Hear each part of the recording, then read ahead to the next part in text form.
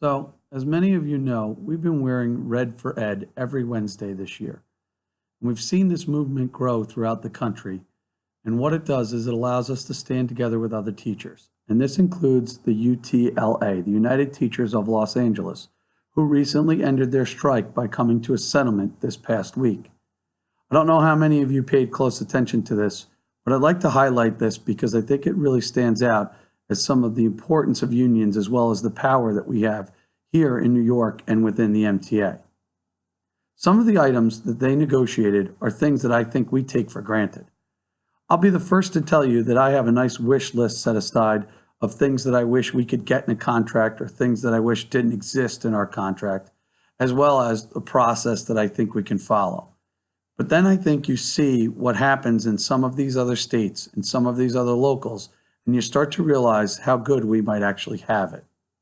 For instance, part of the agreement was that there will be a librarian in all of the secondary schools in Los Angeles now.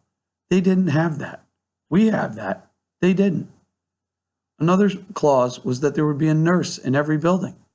We already have that. They had to go on strike to get that.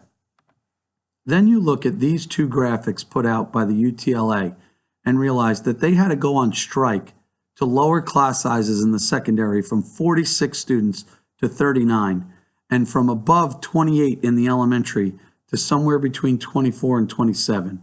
And you have to wonder, how in the world does anyone allow this to happen?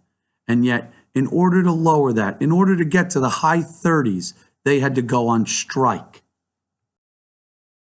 One other aspect that I found interesting was that the UTLA and the city agreed to a contract on Tuesday morning, and it was voted upon on Tuesday night.